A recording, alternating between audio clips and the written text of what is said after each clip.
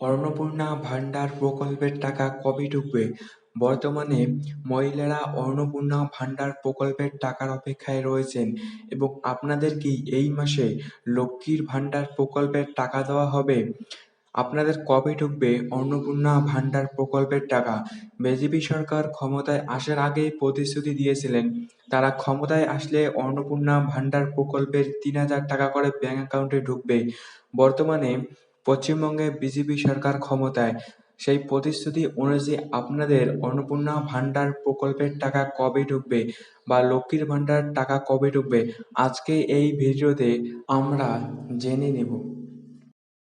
সোমবার মন্ত্রিসভার প্রথম বৈঠকে মুখ্যমন্ত্রী হিসেবে যোগ দেন শুভেন্দু অধিকারী এবং সেই মন্ত্রিসভায় মুখ্যমন্ত্রী শুভেন্দু অধিকারী বলেন, রাজ্যে যেসব তৃণমূল সরকারের চালু সামাজিক প্রকল্প রয়েছে সেগুলি বন্ধ হবে না।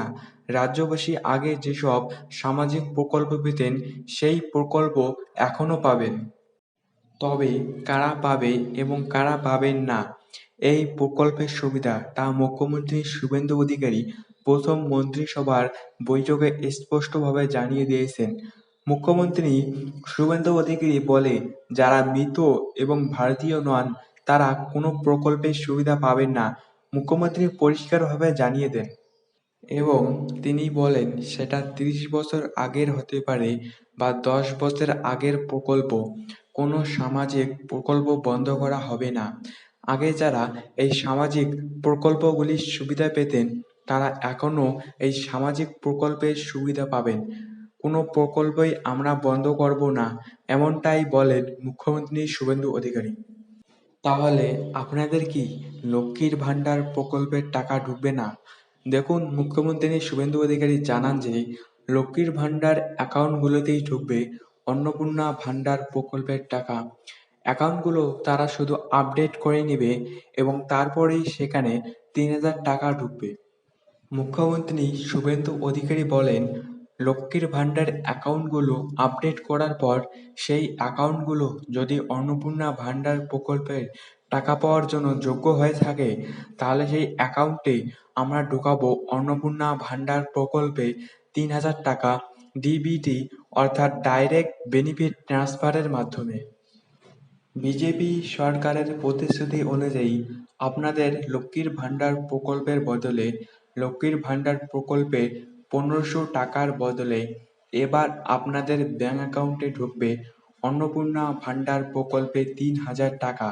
লক্ষ্মীর ভান্ডার অ্যাকাউন্টে এই টাকা ঢোকার সম্ভাবনা রয়েছে। এই মে মাসে লক্ষ্মীর ভান্ডার প্রকল্পের টাকা কি ঢুকবে?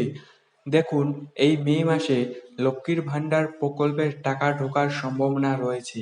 যেহেতু মুখ্যমন্ত্রী বলেছেন কোনো সামাজিক প্রকল্প বন্ধ করা হবে না, কিন্তু সরকারিভাবে কোনো রকম ঘোষণা করা হয়নি যে এই মে মাসে আপনার লক্ষ্মীর ভান্ডার টাকা পাবেন।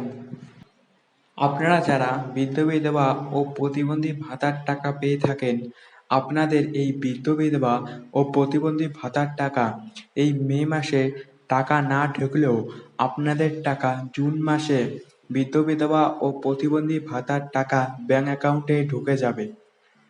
তো আপনারা যারা অন্নপূর্ণা ভান্ডার প্রকল্পের টাকার অপেক্ষায় রয়েছেন, আপনাদের টাকা খুব শিগগিরই ব্যাংক অ্যাকাউন্টে ঢুকে যাবে।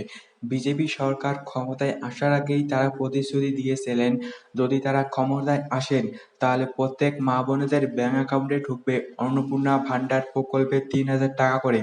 তারা ক্ষমতায় আসার পর তাদের প্রতিশ্রুতি রাখবেন এবং প্রত্যেকেরই ব্যাংক অ্যাকাউন্টে ঢুকবে অন্নপূর্ণা ভান্ডার প্রকল্পের ৩,০০০ টাকা করে। এর সাথে সাথে যারা বৃদ্ধ বিধবা ও প্রতিবন্ধী ভাতার টাকা পেয়ে থাকেন তাদেরও অন্নপূর্ণা ভান্ডার প্রকল্পের সাথে সাথে আপনাদেরও টাকা ঢুকে যাবে। ভিডিওটি যদি ভালো লেগে থাকে তাহলে একটি লাইক করবেন এবং এইরকম আপডেট পাওয়ার জন্য চ্যানেলটি সাবস্ক্রাইব করে রাখবেন। তো আপনার সাথে দেখা হচ্ছে পরবর্তী কোনো ভিডিওতে। ততক্ষণের জন্য আপনারা সবাই ভালো থাকবেন।